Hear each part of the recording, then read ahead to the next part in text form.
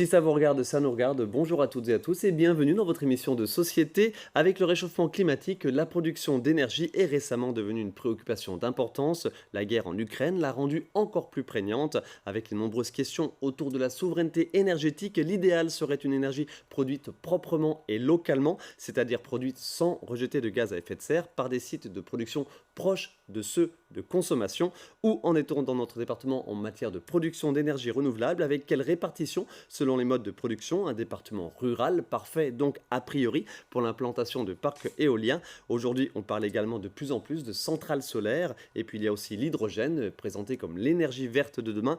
Quels sont les acteurs du développement de ces sites de production? Avec quelles ambitions et avec quelles contraintes, tant en matière environnementale qu'en matière d'acceptation par les habitants? On évoque tout cela avec nos deux invités. Michel Hendrich, bonjour. Bonjour. Vous êtes le président de l'agglomération d'Épinal, président du SCOT des Vosges centrales et président de Terrener, qui est une Salut. société d'économie mixte dont l'activité est évidemment le développement de sites justement de production d'énergie renouvelable sur le territoire de l'agglo d'Épinal. Pas Merci. seulement de l'aglo, également sur Mirecourt-d'Ampère, sur le territoire du SCOT des Vosges centrales. SCOT des Vosges centrales. Et Jean-Michel Sylvestre, bonjour. Bonjour. Vous êtes le PDG fondateur de Vendeste. Vendeste, société dont le QG est à Épinal. Vendeste, établi à Remiremont en 2005, et puis on déménage à Épinal un peu plus tard. On est développeur, propriétaire et exploitant d'installations de production et stockage d'énergie renouvelable, l'éolien historiquement, et puis aujourd'hui on réinvestit dans l'agrivoltaïsme, qui est une opportunité immense pour un département comme les Vosges, avec un potentiel largement au-dessus du poids économique du département. Et puis 2020, on a fondé à Épinal Mobi, notre filiale, bureau d'études développeur d'écosystèmes hydrogène. Donc des choses sur l'hydrogène avec des partenaires locaux, mais vous intervenez sur toute la région Grand Est, voire au-delà. Messieurs, merci à tous les deux de votre participation à cette émission. Donc on a 26 minutes pour faire un petit peu le point, mais on sait que ça va être trop court évidemment, sur les énergies renouvelables. Le titre de cette émission, l'atout vosgien. Michel Henrich, sur le territoire de l'agglo, quelles sont les ambitions en termes d'énergie renouvelable de date? Alors, si vous voulez, les ambitions, elles sont multiples, hein. Tout d'abord, il faut savoir que cette volonté de la communauté d'agglomération, et du SCOT plutôt, des Vosges centrales, Pardon, SCOT, schéma de cohérence schéma de territoriale. cohérence territoriale, qui regroupe deux communautés, deux EPCI, c'est-à-dire Mirecourt-d'Ampère et la communauté d'agglomération d'Épinal. En 2010, nous avions fait un voyage d'études au Vorarlberg, en Autriche, qui est un territoire qui est aujourd'hui en autonomie énergétique. Et on se disait que les Vosges ressemblaient fortement à ce territoire du Vorarlberg. Et on a donc pris la décision, et j'ai proposé aux élus de nous lancer dans cette aventure de l'autonomie énergétique. Je rappelle que c'était bien avant la loi TEPCV, qu'à l'époque, ça pouvait paraître un peu fêlé pour un certain nombre d'entre nous, mais on a vu, les Autrichiens avaient réussi à le faire dans un territoire, je l'ai dit, qui ressemble aux Vosges. Je me suis dit que chez nous, ça doit être également possible. Alors Deux échéances, 2030, 2050. Alors deux échéances, 2030, c'est d'arriver à 46% d'ENR, d'énergie renouvelable sur le territoire, enfin correspondant à la consommation, et que 46% des énergies produites soient énergie renouvelable, et 100% en 2050. Mais pour arriver à l'autonomie énergétique, il y a deux leviers. Il y a la baisse de la consommation. Donc on a un objectif en 2030 de baisse de 30% de la consommation et en 2050 de baisse de 50% par rapport à 2012. Donc d'un côté on baisse la consommation et d'autre côté on remplace les énergies carbonées par de l'énergie renouvelable. On a parlé de cette SEM, cette société d'économie mixte Terrener, portée bien sûr par la communauté d'agglomération d'Épinal et qui commence à investir dans des projets divers et variés. On va se détailler tout cela dans quelques instants. Jean-Michel Sylvestre, le regard du privé, de l'industriel, de l'investisseur que vous êtes sur ce qui se passe aujourd'hui, alors sur le territoire de l'agglo, sur les Vosges, vous l'avez dit, les Vosges, globalement, un territoire propice effectivement à une autonomie énergétique. C'est vraiment le levier sur lequel on veut appuyer. Pour Vendeste, notre mission, c'est la création de valeur dans l'espace rural. Et donc, on veut capturer au maximum la chaîne de valeur de l'énergie chez nous. Et il y a beaucoup à faire. Le président Rich a évoqué le Vorarlberg. dans les Vosges, on a suffisamment d'espace libre de contraintes pour pouvoir atteindre cet objectif d'indépendance énergétique, en incluant également le scope 3, qui va être le gros sujet. Le scope 3, ce sont les émissions de carbone qui sont émises par le transport. Et sur les 280 000 tonnes émises par les Vosgiens chaque année, il y en a probablement au moins autant qui sont émises par nos véhicules. Et c'est là où on a une belle opportunité, parce que dans les Vosges, on peut atteindre cet objectif d'indépendance énergétique.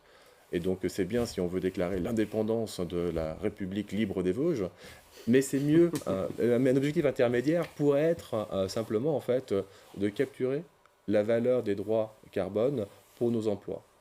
Les emplois, justement, voilà, vous commenciez à le dire. L'idée, c'est quand on parle d'énergie renouvelable, on pense très souvent, et c'est logique, à la consommation des foyers. D'ailleurs, les productions de sites d'énergie renouvelable sont toujours transformées en équivalent de consommation de foyers, en intégrant le chauffage ou pas. Enfin bref, on ne rentre pas dans les détails. Mais vous intervenez, vous aussi, sur l'aspect industriel, l'aspect, ce que vous avez dit, la valorisation locale de cette énergie autre que de la consommation par les ménages, une véritable valorisation industrielle.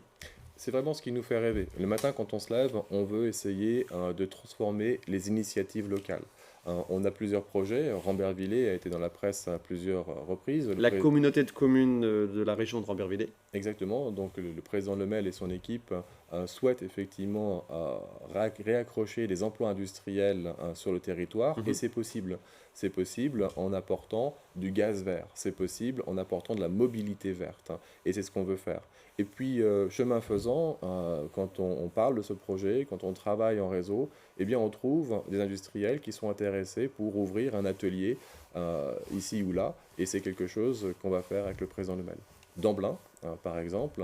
À l'ouest du département, je me permets de le préciser. Le long de la 31, exactement. Un projet emblématique du département des Vosges qui essaye depuis une génération, voire deux, d'en faire un site industriel, sauf qu'il manque l'électricité. C'est ce qu'on va y apporter avec le parc éolien de la colonne Saint-Joseph, qui est porté sur les territoires de Srécourt et de Isch, mais aussi avec un projet hydrogène. Et là, eh bien, en apportant de l'hydrogène et de l'électricité, on est en train de parler avec des fournisseurs de composants automobiles qui sont intéressés aussi pour éventuellement y installer un atelier. Donc ça, c'est vraiment ce qui nous fait plaisir, c'est trouver une énergie locale qui va pouvoir être autoconsommée localement. Et transformée en emploi, pour le coup, véritablement, pas que de la consommation de ménage. Mais Michel Henrich, on va tout de suite voir quelques images du parc éolien du pays entre Madon et Moselle, 18 éoliennes. Alors, c'est un projet auquel la communauté d'agglomération d'Épinal, via cette société d'économie mixte TRNR,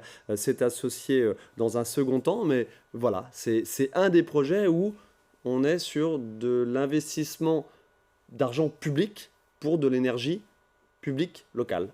Oui, tout à fait. Alors, vous l'avez dit, on a créé donc une société d'économie mixte. Cette société d'économie mixte, elle a des partenaires publics que sont la communauté d'agglomération d'Épinal, la communauté de communes Mirecourt-Dompierre et la région, et puis des actionnaires privés, la Banque des Territoires, la Caisse d'épargne et le Crédit Agricole. Et puis Énergie Partagée, qui est une association citoyenne, parce qu'on travaille ce sujet, bien sûr, de association citoyenne au niveau national, me semble-t-il. Oui, national, voilà. Donc l'ambition de tout cela, l'ambition, elle est collective et elle est c'est la participation d'une part des communes, mais aussi des citoyens à ces projets. C'est extrêmement important. Et aujourd'hui, donc là, on est sur un projet qu'on a repris en cours de route, mais on en a plein d'autres actuellement en route. Alors il y a celui de Neoen, là, sur Madon et Moselle, où on intervient seulement à hauteur de 9%. Par contre, on a d'autres projets qui sont déjà bien avancés. On a inauguré, alors là, c'est pas dans l'éolien, mais c'est dans le photovoltaïque. On va en parler. inauguré il n'y a pas si longtemps à Golbet, sur l'ancienne décharge, où là, la SEM a pris 24%, la commune de Golbet en a pris 25% avec Total. Et puis il y a toute une série d'autres projets que nous avons. Il y a Gruel Assurance qui est en cours de construction. Et là, nous serons propriétaires de deux éoliennes de 2,5 mégawatts. Et puis, on a aussi en photovoltaïque, je vois là des images, un projet sur les délaissés de l'aérodrome de Dogneuville, où on prendrait jusqu'à 65%. Et puis, on a un gros projet aussi de photovoltaïque sur Tottinville. Là, c'est sur un élevage d'ovins, c'est 45 à 55 hectares, suivant que la commune mette à disposition ces terrains ou pas, enfin en purgeant toutes les zones humides, ça va aussi entre 45 et 55 hectares. Là aussi, c'est très, très important. Michel Henrich, on reste sur l'éolien, pardon. Ah bon, on peut sur l'éolien? Ouais, un petit peu. D'accord. C'est le plus, je dirais, c'est le plus emblématique, forcément, et puis le plus visible. Une petite par rapport aux difficultés de la vallée de la Moselle, où en est-on sur l'implantation de parcs éoliens sur cette vallée de la Moselle par rapport au radar, etc. Petit point d'actu. Alors, au radar civil de l'aviation. Oui, alors, enfin, c'est le radar militaire. Je sais, alors écoutez, la doctrine n'arrête pas de varier, hein, ça change à peu près 3 ou 4 fois par an. Donc on a tout un cône sur lequel on ne peut pas imaginer de développement éolien, et puis ça varie, puis ça se rétrécit, ça grandit. Donc on essaye de s'adapter. Vous allez voir ailleurs. Il y a des projets actuellement, il y a un projet en éolien, mais là, on n'en est qu'à l'étude de faisabilité. Hein. C'est sur Damaobois, Réincourt, Moréville. Et puis, on en a d'autres qui sont plus loin, Vroville et Velotte et Tatigny-Court, où là, on a aussi un projet où on entrerait à 40% dans la société de projet. L'idée, c'est toujours de rentrer dans les sociétés de projet et après, dans la part qui nous revient, de donner une part aux communes, de donner une part aux citoyens qui le souhaitent, pour amplifier les retombées économiques sur l'ensemble du territoire. Mais ce que je vous dis là, c'est vrai pour l'éolien, mais aussi c'est vrai pour le photovoltaïque ou d'autres formes d'énergie renouvelable. Jean-Michel Sylvestre, on reste sur l'éolien, pardon. L'évolution technologique évidemment des éoliennes font que, dites-moi si je me trompe, si j'ai bien compris, a priori, demain, on aura plus de puissance avec moins d'éoliennes. Évidemment, on pense au paysage dont on va parler dans quelques instants. Là, on est grosso modo dans les Vosges sur des éoliennes de 2 MW, 2,5 MW, mais il en existe de 5 MW. L'opportunité dans l'éolien, c'est de monter. Plus on monte, moins on est visible. Plus on monte, plus la vitesse du vent est élevée. Et plus on monte, plus la surface balayée est importante. L'effet de couple est considérable. Et les machines de nouvelle génération qui sont installées ailleurs qu'en France, où il y a moins de limites sur la hauteur, ont une productivité au mètre carré occupé qui est 2 fois celle qu'on construit actuellement. Donc l'opportunité sur les zones à développer, qui vont être effectivement, on l'espère, un jour libérées de contraintes qui sont assez largement arbitraires, eh bien, vont permettre effectivement, en utilisant un minimum d'espace, d'avoir un impact vraiment significatif. Quid alors justement de l'acceptation aujourd'hui de la part des populations, alors des populations locales, hein, forcément, des villages à côté. Michel Henrich, on va voir quelques images d'une manifestation qui avait lieu en mai 2022 en centre-ville d'Épinal. Les opposants aux éoliennes sont toujours nombreux et avec des arguments grand public qui portent. Oui, alors écoutez, je crois qu'aujourd'hui, bien sûr, ces arguments et ces débats paraîtront complètement dépassés dans 15 ou 20 ans, mais c'est ainsi, c'est une réalité. Et il faut travailler donc à l'acceptabilité des projets. Alors, nous, collectivités, lorsque nous préconisons l'usage des ENR et la fabrication d'ENR, c'est absolument indispensable si on veut arriver à atteindre nos objectifs de diminution de l'émission des gaz à effet de serre. Mais on ne dit pas qu'il faut faire des ENR dans n'importe quelle condition et n'importe comment. Bien au contraire. L'idée, c'est justement de pouvoir faire en sorte que ces projets soient acceptables. On a parlé de Madon et Moselle tout à l'heure, on a parlé de Gruel Assurance, puisque vous voulez rester sur l'éolien. Aujourd'hui, c'est des projets qui sont parfaitement acceptés. Il y en a d'autres. Alors, la difficulté aujourd'hui, c'est que souvent, on a des opposants qui se prononcent avant même que le projet soit vérifié comme étant possible. Parce que je rappelle que la pose d'un mât de mesure, par exemple, en éolien, ne veut pas dire qu'il y aura un parc éolien. C'est d'abord, il faut faire la démonstration. Il y a toute une série de textes, notamment vis-à-vis de la faune, vis-à-vis de la biodiversité, etc., qui sont à respecter. Alors, pour favoriser cette acceptabilité, le SCOT des Vosges centrales va avoir d'ailleurs un comité de pilotage cet après-midi, une conférence de presse qui va suivre.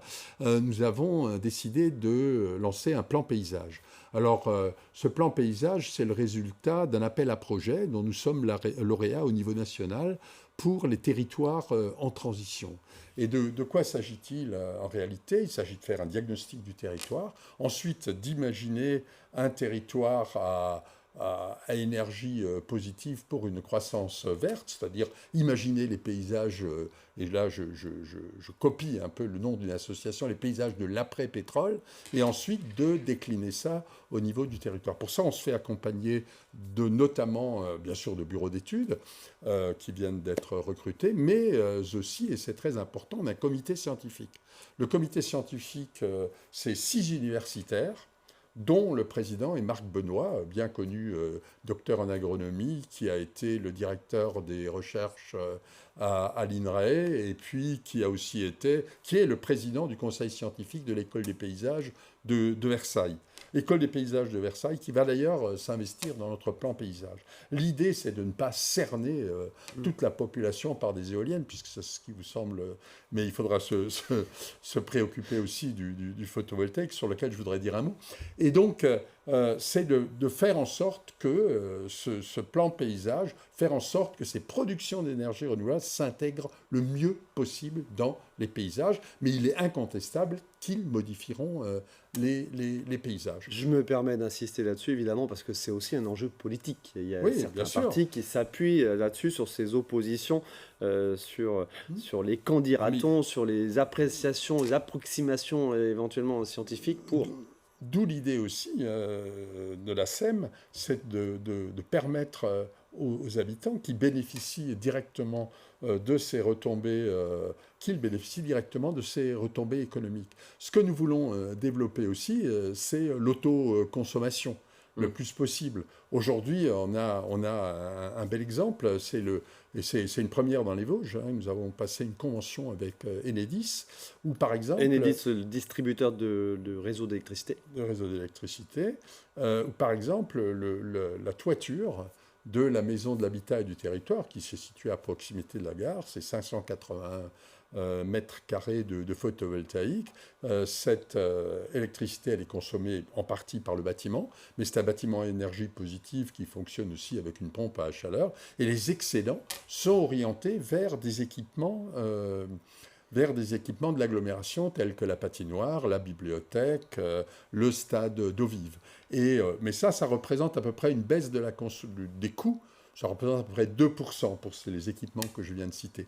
Par contre, nous avons en projet toute une série d'ombrières au port, sur le parking relais au Terre Saint-Jean, sur la nouvelle BMI qui est en train de se construire à Golbet, et puis aussi le développement d'une hydrolienne sur la Moselle. Et là, nous arriverons à couvrir 10% de tous les besoins énergétiques des bâtiments de la communauté d'agglomération. Ombrière, évidemment. Nous produirons à travers la SEM l'énergie pour nos bâtiments. Ombrière, place de parking recouverte évidemment de panneaux photovoltaïques. Voilà. Et puis, juste un dernier point, et puis je m'arrêterai là-dessus, sur l'autoconsommation. Nous travaillons, et c'est compliqué juridiquement, mais nous travaillons à faire en sorte que les deux éoliennes qui sont à Gruel-Assurance puissent desservir entièrement des équipements de la communauté d'agglomération. Et donc là, ça nous permettrait une production importante, encore plus importante qu'avec les ombrières photovoltaïques, et qui nous permettrait là d'assurer l'essentiel de notre consommation électrique sur l'agglomération. affaire à suivre. Jean-Michel Sylvestre, tous ces projets, on l'a dit, notre département, évidemment, est un département propice au développement de sites de production d'énergie renouvelable. Comment vous accompagnez ces projets? Vous avez été vous-même des générateurs, des exploitants de sites. Aujourd'hui, vous avez, alors ailleurs que dans les Vosges, vous avez vendu vos participations tous ces sites de production pour vous concentrer, pardon, sur l'accueil, sur l'investissement, sur l'accompagnement, Oui, tant absolument. de projets Ouais, privés que de collectivités? absolument. Donc, d'abord, c'est important de rappeler que Vendest, c'est une entreprise qui appartient à 37 individus qui sont pour l'essentiel des riverains des premiers parcs éoliens qu'on a construits et exploités. D'accord. Donc, on est une entreprise quelque part participative bien avant l'heure. C'est notre raison d'être. Euh, on est une entreprise privée. On travaille peu sur le SCOT des Vosges centrales, mais on travaille beaucoup ailleurs. Et Évidemment. j'espère. Et l'association avec les collectivités est quelque chose qui est de plus en plus important. De plus en plus important parce que quand on parle autoconsommation, le président a parlé effectivement des bâtiments, mais en réalité, c'est l'industrie qui vraiment fait la différence. Et là, les ordres de grandeur sont complètement différents. Et on est obligé d'aller chercher de l'espace Mhm. au-delà de ce qu'on va avoir comme surface bâtie. Et c'est là vraiment où on a une forte valeur ajoutée parce qu'on vient discuter avec les élus, avec leurs représentants, avec l'administration, pour trouver quelque chose d'intelligent. Intelligent sur ce qu'on veut faire, intelligent avec ce que nos confrères peuvent faire. Vendest est membre fondateur, par exemple, de France Agrivoltaïsme, qui est un syndicat professionnel qui milite pour l'éthique des affaires, en particulier au moment de la prospection. On est membre fondateur de France Énergie Éolienne, on est membre depuis très longtemps du syndicat d'énergie renouvelable, de France Hydrogène. Et donc cette collaboration avec tous nos interlocuteurs dans le cadre d'un savoir-faire et de partage des règles de l'art est quelque chose qui est essentiel. Pardon, question grand public, on comprend évidemment ces ambitions derrière toutes ces politiques, privées ou publiques, de souveraineté énergétique. Quid de l'achat du mégawattheure par le foyer lambda? Est-ce que souveraineté énergétique implique automatiquement maintien de coûts accessibles? C'est le coût de l'énergie par les consommateurs, évidemment, est une question d'importance aussi. L'énergie propre et bon marché, c'est ce qui va nous faire réussir demain, dans les Vosges, dans le monde. Mhm. Ce qui est important pour le consommateur résidentiel, c'est d'avoir une électricité et une énergie, c'est-à-dire le gaz pour se chauffer, enfin la chaleur pour se chauffer, et puis l'énergie pour se déplacer, à des coûts qui sont hautement prévisibles. Le développement des capacités de génération d'énergie locale répond exactement à votre cahier des charges. Ok. Ça permet d'avoir une base d'approvisionnement qui va couvrir 80% de vos coûts. Et donc, à la marge, ça bougera, mais finalement, vous n'allez pas vous réveiller un matin comme on l'a fait l'année dernière. S'il y a une capacité locale, c'est important. Mais ce qui est important pour nous dans les Vosges, ce n'est pas simplement le prix, c'est la disponibilité. On est souvent en bout de réseau. Et là, on ne parle pas d'Épinal, on ne parle pas de Saint-Dié, on ne parle pas de Neufchâteau, on ne parle pas de Remiremont, on parle de ceux d'entre Deux nous zones qui un peu plus habitons rurales. dans les villages. Et là, par contre, on a des variations de tension qui sont un handicap. Un handicap pour les machines qui peuvent y être, on pense aux agriculteurs, mais demain il y en aura d'autres, et simplement pour la sécurité d'approvisionnement. Et donc la décentralisation des capacités de génération d'électricité répond aussi à cette problématique.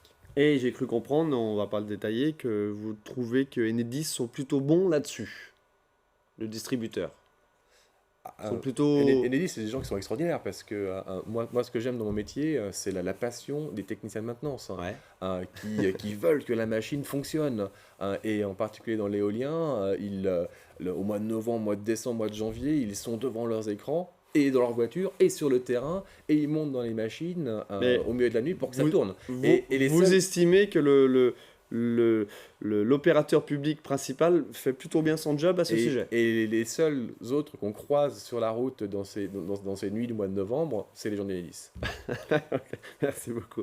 Michel Hendries, un petit mot, c'est bientôt déjà le terme de cette émission. Vous avez parlé du solaire, ça vous tient à cœur et c'est évidemment parce que c'est aussi l'autre énergie renouvelable de demain. Je pense qu'on va oublier l'hydrogène, hein. On en fera une autre émission, pardonnez-moi. Oui. Allez, on va voir quelques images évidemment du parc solaire de Golbey. Vous l'avez dit tout à l'heure, qui a été installé donc avec Total, avec la municipalité et avec la société d'économie mixte RNR sur l'ancienne décharge de Golbey, donc un site où on ne pouvait pas en faire grand-chose d'autre. Rien d'autre d'ailleurs. Rien d'autre, voilà. Je crois, oui. Les ambitions et qu'est-ce que ça dit de l'énergie de demain locale ? Mais ça dit qu'il faut savoir saisir les opportunités. Nous avons juste mis un bémol, c'est pour ça qu'on fait d'ailleurs, et elle l'a voulu aussi, rentrer la Chambre d'agriculture dans la SEM, parce qu'au niveau du SCOT des Vosges centrales, nous disons l'agrivoltaïsme, oui, mais pas dans n'importe quelles conditions, comme pour l'éolien, et pour l'agrivoltaïsme en particulier. Nous avons, dans le SCOT des Vosges centrales, tel qu'il est écrit aujourd'hui, on accepte les expérimentations. Donc j'en ai cité quelques-unes, je ne suis pas allé au bout, mais vous n'avez pas laissé le loisir, mais peu importe, ce n'est pas très important. L'idée, c'est aujourd'hui de faire en sorte que tout ça soit acceptable et que la production d'énergie, c'est-à-dire le photovoltaïque, par exemple, en l'occurrence, ne se substitue pas à de la culture, mais se fasse en même temps que la culture, ou que la culture continue à être possible. Puis je dirais que... De la même façon, pardonnez-moi, si je peux me permettre, que la méthanisation se fait avec ce qu'on appelle des cultures intermédiaires, en grande majorité. Voilà. Donc aujourd'hui, c'est un gros enjeu, et nous y travaillons avec la Chambre d'agriculture, et on a de très gros projets, je vous en ai situé un là, à Tottinville, mais il y en a plein d'autres, sur le territoire sur lesquels nous allons travailler. Mais toujours avec cette... objectif et cette obsession, je dirais, de ce plan paysage pour qu'effectivement, parce qu'on peut parfois, quand on voyage en Europe, voir des choses qui sont quand même assez étonnantes. On pense à l'Allemagne, évidemment, avec énormément de centrales photovoltaïques et énormément d'éoliennes. On n'a pas pu parler de l'hydrogène, il y a quand même ce qui a été notre point de départ et notre force au démarrage en matière d'ENR, ne l'oublions pas, hein, c'est la biomasse. La biomasse, vous avez mis en photo là tout à l'heure la centrale de fabrication de vapeur pour le réseau de chaleur d'Épinal. Je crois qu'on ne l'a pas vu, mais on en parlera ultérieurement. On va la voir, on va la voir parce que c'est quand même la plus grosse. Oui. Ça sera la plus grosse centrale biomasse de France. Et je veux aussi vous rappeler à Golbey. Oui, Grid Valley Énergie qui se construit sur le site de Norskeskog et qui là sera vraiment une bête énorme et qui nous fera aussi progresser dans nos objectifs d'atteindre les 46% d'ENR en 2030. Et précisons quand même que cette chaudière biomasse consommera uniquement du bois de déchets. Évidemment, ce ne sera pas ni du bois propre ni une autre matière de biomasse. Énormément de choses à dire. Je pense qu'on fera une émission spécifique sur l'hydrogène parce qu'il y a énormément de choses à dire aussi par rapport justement à cette électricité verte dont a besoin l'hydrogène. Pour fabriquer de l'hydrogène, il faut de l'électricité. Évidemment, l'électricité verte, c'est encore mieux. Merci, messieurs, de votre participation à cette émission. Je crois qu'effectivement, l'hydrogène, ça mérite un sujet. On y reviendra. Tout seul. Merci à vous de votre attention. On se retrouve la semaine prochaine pour une nouvelle émission. Tout bien.